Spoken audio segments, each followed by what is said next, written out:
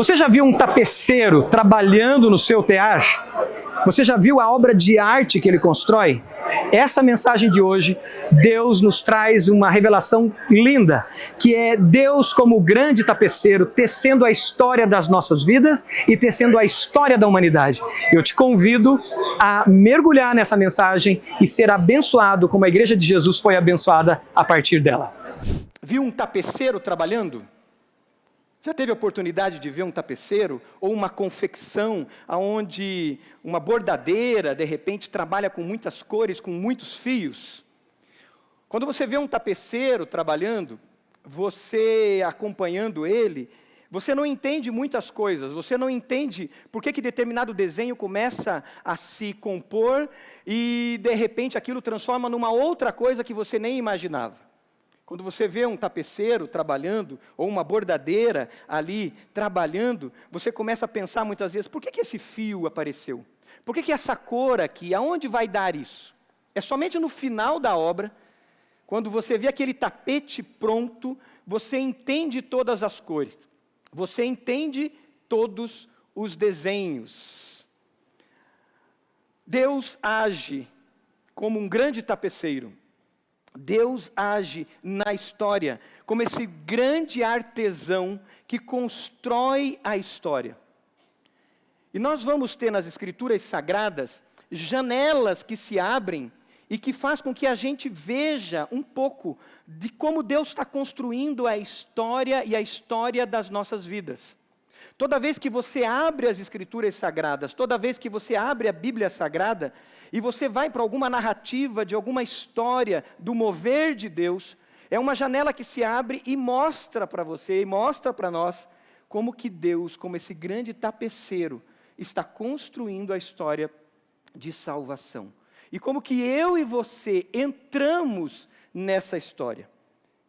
O Natal é o ápice dessa grande construção, dessa grande obra de arte do Senhor.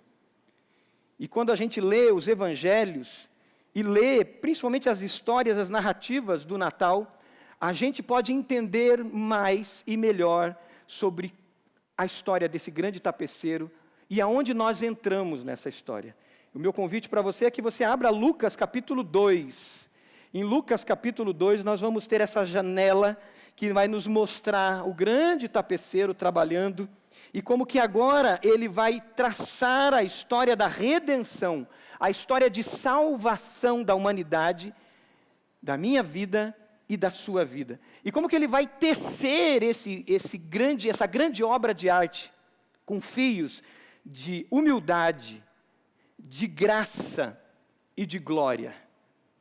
Lucas capítulo 2 vai nos revelar isso. Cada ponto, cada ação, cada passo de José e Maria, a maneira como que eles olham para a vida, como que eles reagem aos eventos de dia a dia, momento a momento, eventos não só das circunstâncias em volta deles, mas eventos que envolvem políticas de Estado, decisões e decretos de imperadores, vai mostrar o grande tapeceiro tecendo a história de salvação. Você vê os movimentos de Deus na sua vida? Você percebe uma providência divina agindo? Ou você anda às cegas? Você está pronto para fazer parte também dos movimentos de Deus? Como cooperador dele? Então, comece a anotar. Lucas capítulo 2, do versículo 1 ao 5, vamos ler para o primeiro. Podemos? Abriu sua Bíblia? Abra lá. Vamos ler do 1 ao 5. O texto diz o seguinte: naqueles dias, César Augusto publicou um decreto, ordenando o recenseamento de todo o Império Romano. Este foi o primeiro recenseamento feito quando Quirino era governador da Síria. E todos iam para a sua cidade natal, sublinhe isso, todos iam para a sua cidade natal a fim de alistar-se. Assim, José também foi da cidade de Nazaré, da Galileia, para a Judeia, para Belém, cidade de Davi, porque pertencia à casa e à linhagem de Davi. Ele foi a fim de alistar-se com Maria, que lhe estava prometida em casamento e esperava um filho. Nós vemos aqui a mão de Deus agindo na história. A providência do Senhor agindo na história. O grande tapeceiro, ele move a história pela sua providência. A providência divina, essa expressão, é uma expressão teológica. E ela ensina para nós, os teólogos, analisando nas Escrituras os movimentos de Deus na história, os teólogos falam e estruturam essa doutrina da providência, mostrando como que um Deus soberano, transcendente, criador de tudo que existe, ao mesmo tempo ele entra na sua história, ele entra na sua criação, e ele move a história com um propósito, um sentido, a salvação da humanidade.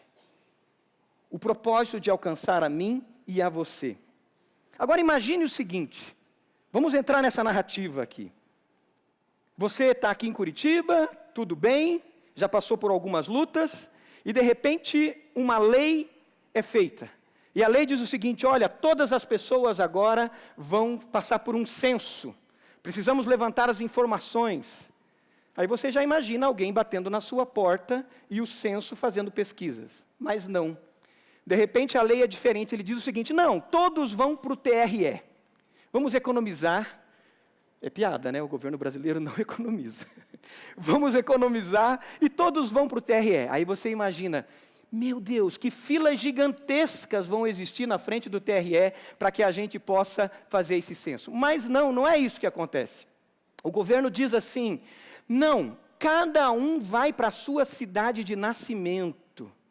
E lá vou eu, para Lunardelli, no Vale do Ivaí, para o recenseamento. Qual é a cidade que você iria? Conta para a pessoa do lado aí. Qual é a sua cidade de nascimento? Quem aqui nasceu em Curitiba? Levanta a mão. 30%, 25% no máximo.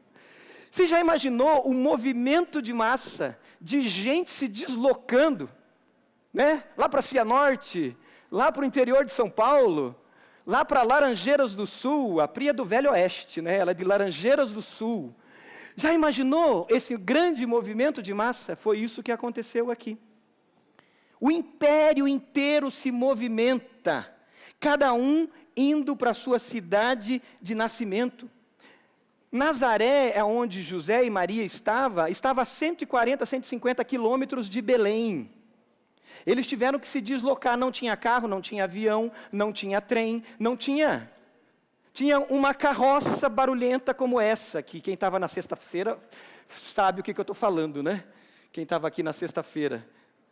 Uma carroça barulhenta, um burrinho, e vamos para Belém. Maria já tinha sido surpreendida com a notícia e o desafio de ser a mãe do Salvador. E agora vamos para Belém, José. O que deu na cabeça desse louco imperador? Fazer a gente se deslocar até Belém. E lá vão eles, em direção a Belém.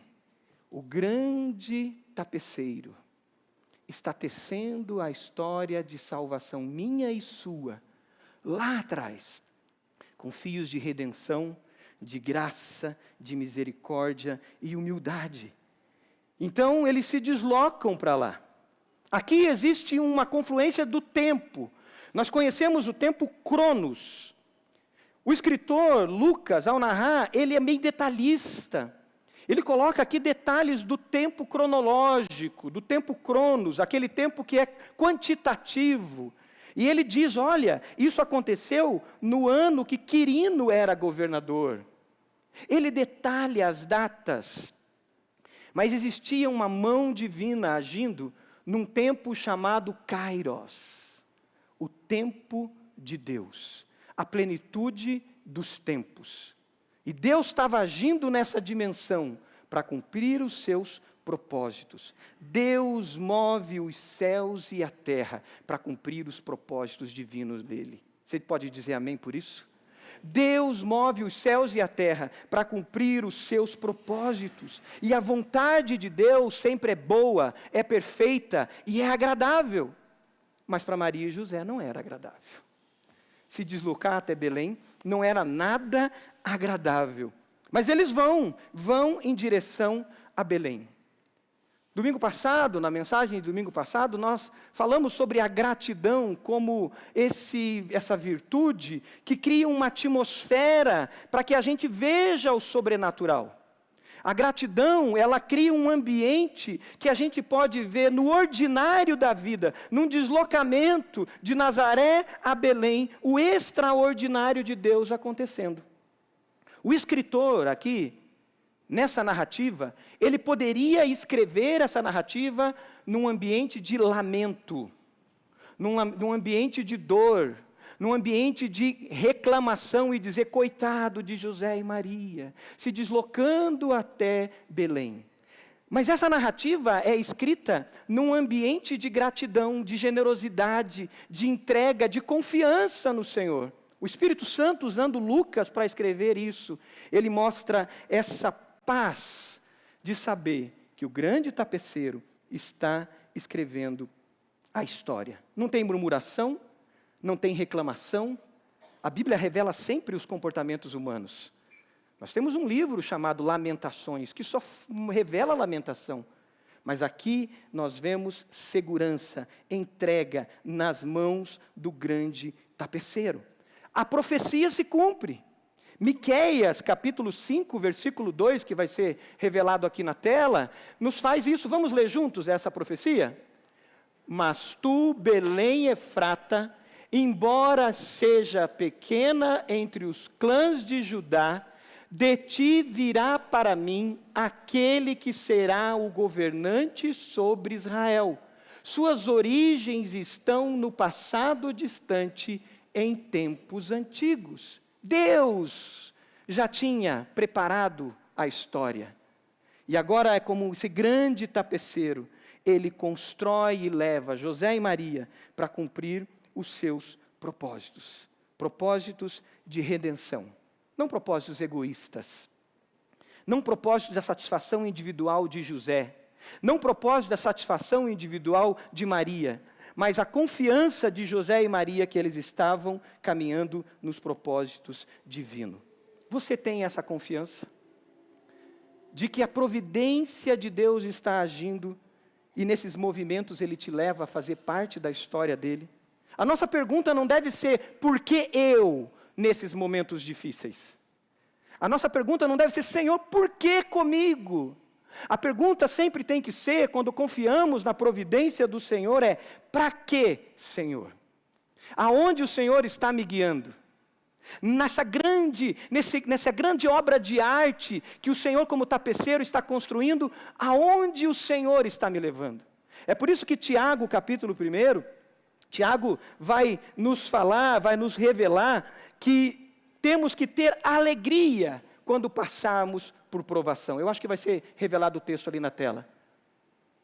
Temos que ter alegria. Ele diz, meus irmãos, considerem motivo de grande alegria o fato de vocês passarem por diversas provações, pois vocês sabem que a prova da sua fé produz perseverança. E a perseverança deve ter ação completa, a fim de que vocês sejam maduros e íntegros, sem lhes faltar coisa alguma. Diga para a pessoa do lado, descansa no Senhor. Se alegre. Mesmo não entendendo, descansa e se alegre nele.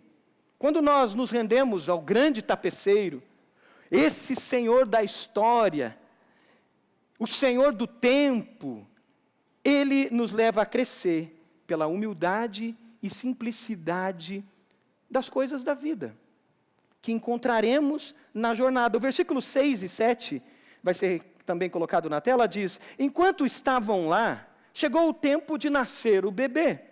E ela deu à luz o seu primogênito, envolvendo-o em panos e colocou-o numa manjedoura, porque não havia lugar para ela na hospedaria. A cidade estava cheia. As hospedarias estavam lotadas, elas estavam cheias. O maior tesouro do universo, José e Maria carregava consigo. Maria carregava o maior tesouro do universo, mas todos estavam lotados, todos estavam cheios. Mas o tapeceiro estava agindo. O Senhor da história, na sua providência divina, estava agindo. De porta em porta se bate e ninguém abre. Ele bate e ninguém abre. Até que alguém, generosamente, entrega o que tem. Oferece o que tem. E o que tem é um estábulo. O que tem é uma estrebaria.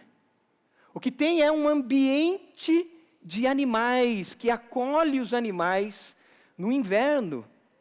Jesus nasceu no inverno. Provavelmente foi setembro, agosto, não entre em crise, tá? É isso que aconteceu provavelmente. E lá eles são acolhidos naquele ambiente. A providência divina usando a simplicidade da vida para revelar o maior dos tesouros. E aí uma manjedoura, que para nós, no nosso imaginário, à medida que as palavras vão sendo usadas e repetidas, elas vão perdendo o seu significado e criando novos signos, novos significados. Manjedoura não é essa obra de arte bonita que a gente está vendo, que para nós se tornou bonita. Né, Jarbas? Que trabalha no campo. É isso, Marlene. A Marlene fez esse sinal para mim. Manjedoura, estrebaria é um lugar fedido. É um ambiente de cheiro forte. E mesmo quem trabalha com isso, como o Jarbas lá, que curte isso, não curte dormir numa manjedoura. É lá que o Messias vai nascer. É nesse ambiente inóspito. É nesse ambiente difícil. É nesse ambiente que eu preciso me exercitar para me colocar ali e garantir que eu vou ficar bem. Eu tenho que fazer um esforço.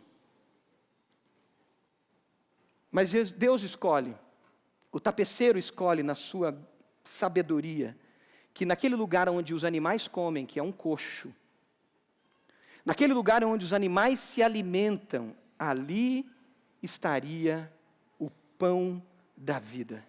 João capítulo 6, que vai ser colocado na tela, versículo 48 e 51, diz: eu sou o pão da vida. É Jesus dizendo: eu sou o pão da vida, eu sou o pão vivo que desceu do céu. Se alguém comer deste pão, viverá para sempre.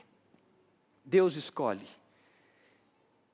que cada um de nós, eu e você, teríamos que nos humilhar. Porque o Sermão do Monte diz: bem-aventurado os pobres de espírito. Bem-aventurado os humildes. Nós teríamos que deixar a nossa arrogância, o nosso egoísmo, a nossa vaidade e nos baixar para nos alimentar ali do pão da vida.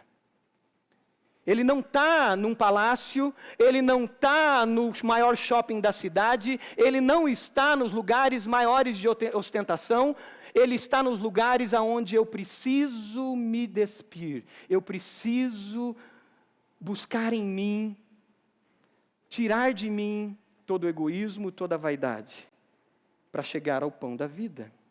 Mais uma vez a gente pode lembrar que o narrador, que o escritor, aqui inspirado pelo Espírito Santo, poderia trazer esse olhar na narrativa, o olhar do ambiente inóspito.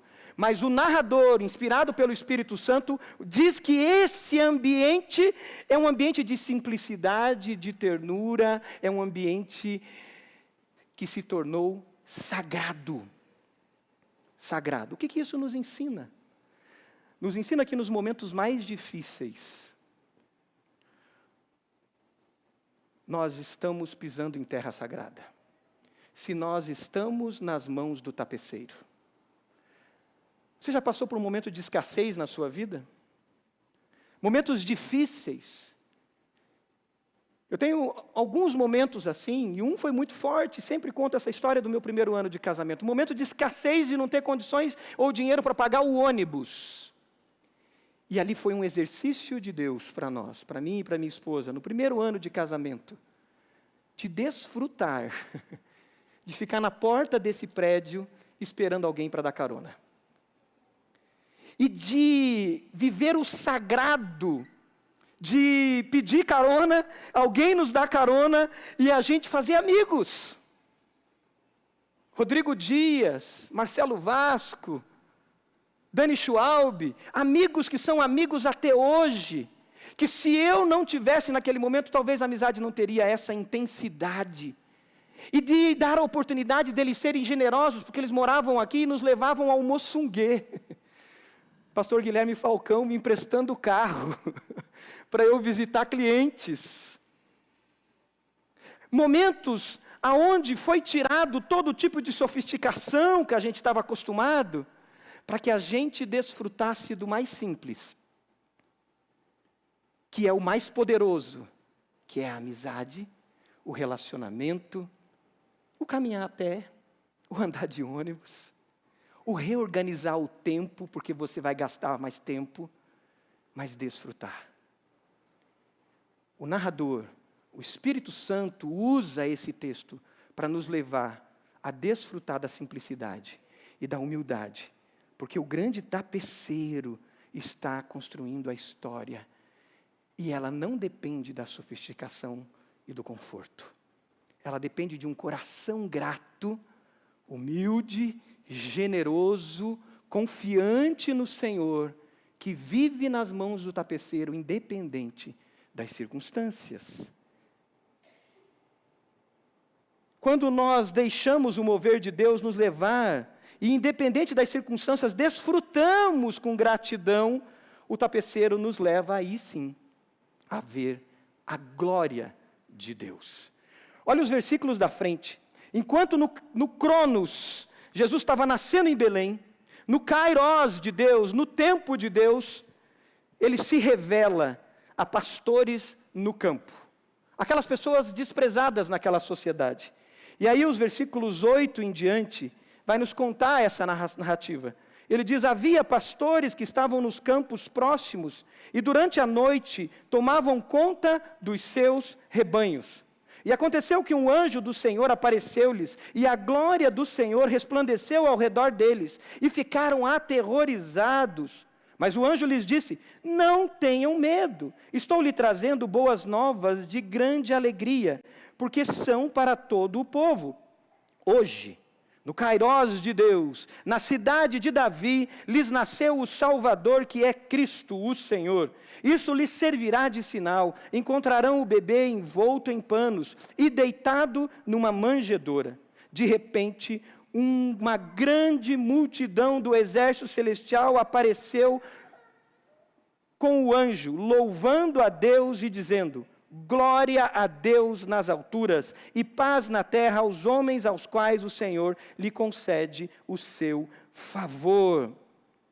No tempo de Deus, na providência divina, o tapeceiro, o grande tapeceiro, se revela agora àqueles que eram discriminados naquela sociedade, naquele tempo. E ao se revelar a eles, ele mostra que ele busca cada um de nós, apesar de nós. É graça, é favor imerecido. Ele não apareceu para Herodes. Ele aparece a esses pastores discriminados. Em outra narrativa, um pouco mais à frente, um pouco mais à frente no tempo cronológico também, ele aparece aos magos, pagãos do Oriente.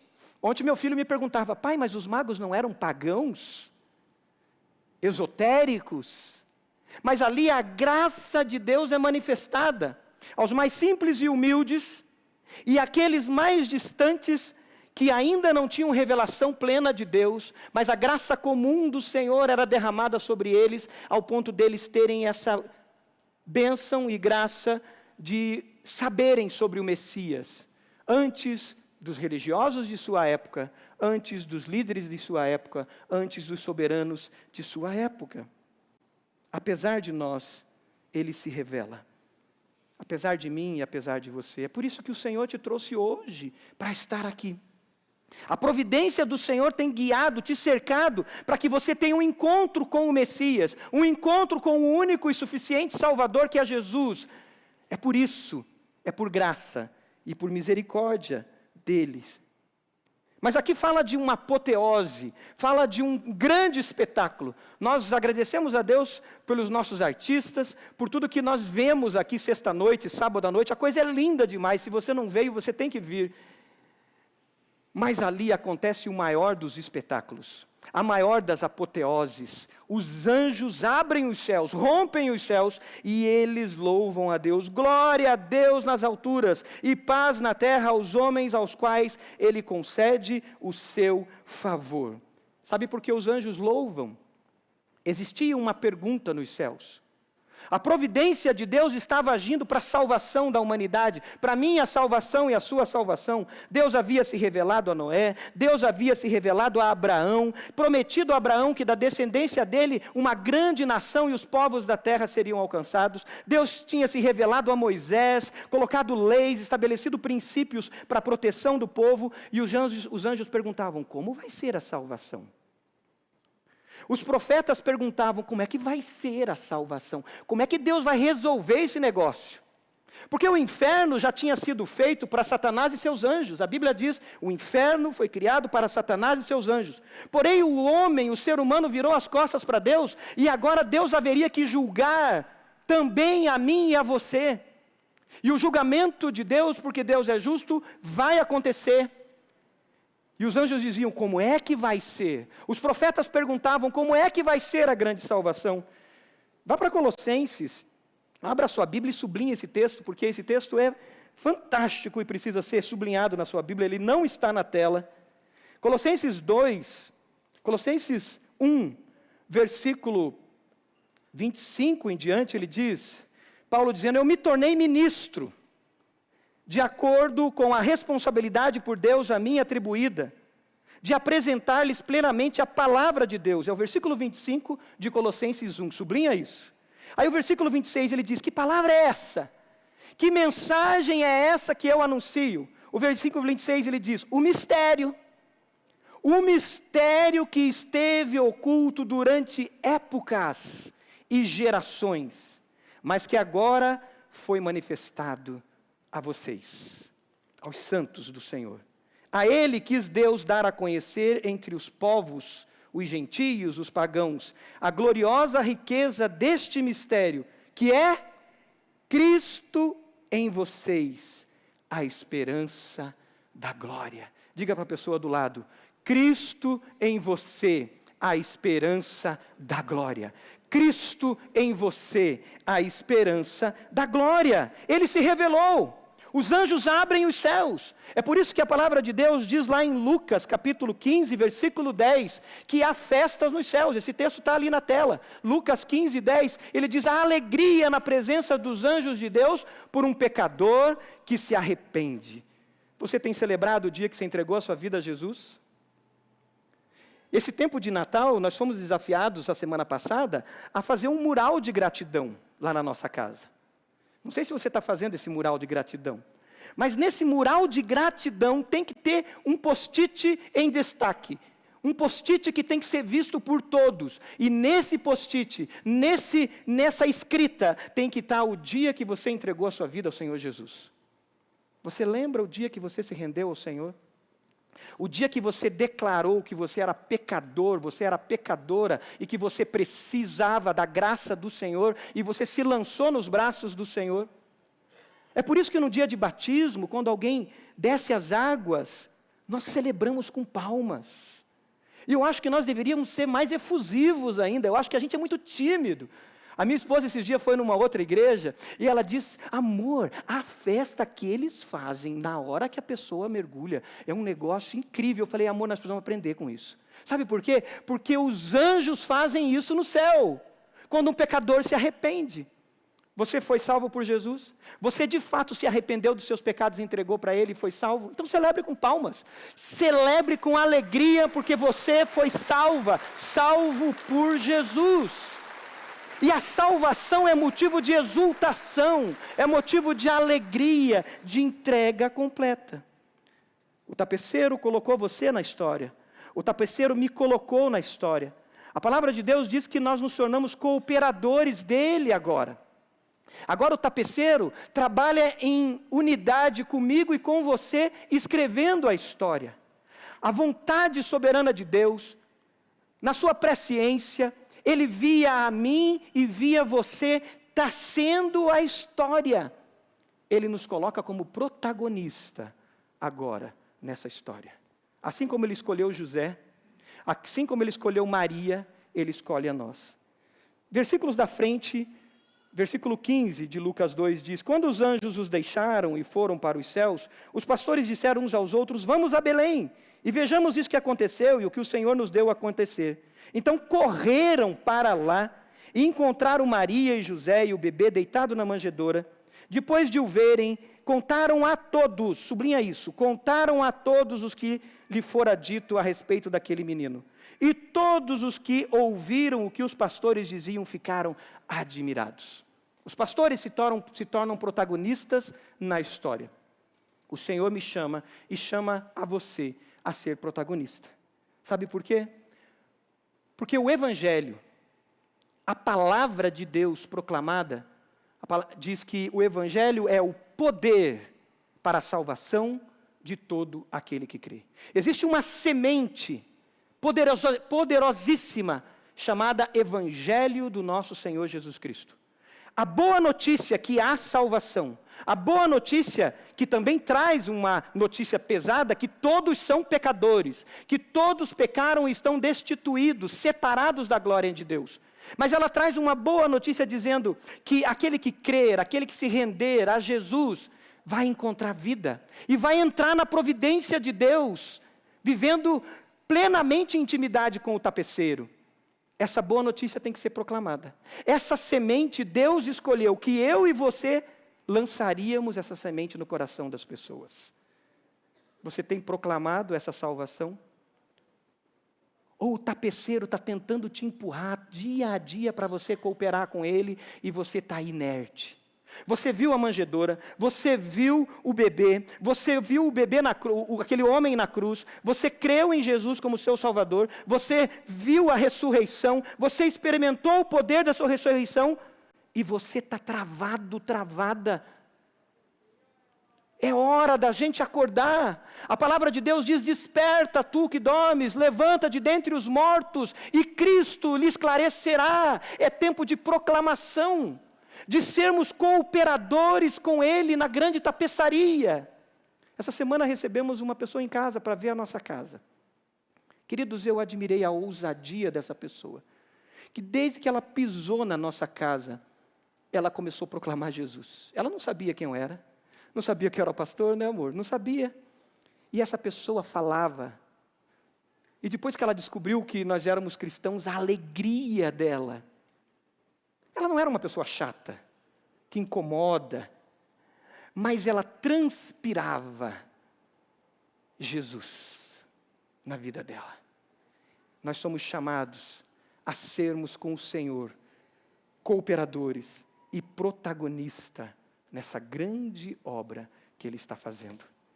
Meu convite para você, nesse tempo de advento, não é só ter um painel de gratidão, não é só ter ali nesse painel o centro de tudo, a sua salvação, a salvação do teu filho, a história de salvação, mas ter nomes de pessoas. Talvez pessoas que você nem saiba o nome, e você vai citá-las, dizendo: o Senhor me usa como protagonista para tecer a história do Senhor na vida dessa pessoa.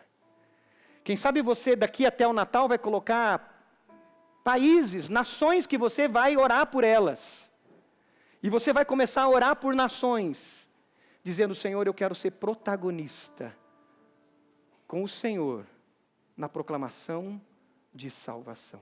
Você pode fechar seus olhos? O que o Espírito Santo desafiou o seu coração? Qual é a sua decisão? Talvez você ainda está olhando Jesus de longe e não se rendeu a Jesus ainda. Você não se entregou a Ele ainda. E Ele, com a sua providência, está te empurrando para a salvação, está te cercando e você resiste. Você já se aproximou de Jesus, mas não se arrepende dos seus pecados. Você vive o pecado e se acostuma com o pecado, e você ainda continua dentro da estrebaria fedida. E o Senhor está te dizendo, saia. Eu te encontro numa estrebaria e te salvo. Eu te encontro num ambiente inóspito e te salvo, mas você não tem que ficar aí. E hoje, nesse Natal, é tempo também de arrependimento. Dos teus relacionamentos que não glorificam a Deus, das suas palavras que não glorificam a Deus, para que você viva plenamente Jesus. Ele está batendo a sua porta. Você confessa Jesus como seu Senhor e Salvador mesmo? Se rende a Ele e quer viver um novo tempo? Levante uma das suas mãos, eu quero orar por você, você que entrega a sua vida a Jesus. Amém. Deus abençoe, queridos, aqui na frente. Deus abençoe lá atrás, Deus te abençoe. Você se arrepende dos seus pecados e se rende a Ele para que Ele te limpe, te leve vida nova. Levante uma das suas mãos. Aqui no meio, Deus abençoe, querido, em nome de Jesus. Deus abençoe, querido. À minha esquerda tem alguém? Levante uma das suas mãos, à minha esquerda. Louvado seja Deus. Jesus está batendo a porta do seu coração para que você tenha intimidade com Ele. E entre na providência dEle como protagonista junto com Ele. O Espírito Santo foi derramado sobre mim e sobre você para isso. Ele é o poder dentro de nós que nos leva a ser testemunhas até os confins da terra. Você está resistindo? Está dormindo entre os mortos? O Senhor te diz, desperta tu que dormes. E venha para a construção dessa grande tapeçaria. Existe algo lindo que o Senhor quer colocar você. Você está disposto a ser cheio e viver cheio do Espírito Santo fazendo diferença? Ainda hoje você testemunhar de Jesus? Convidar pessoas para estar aqui hoje à noite? Convidar pessoas para viver um Natal na sua casa? Um Natal onde Jesus é o centro de tudo? O Senhor te chama a ser protagonista com Ele. Cooperador da sua obra.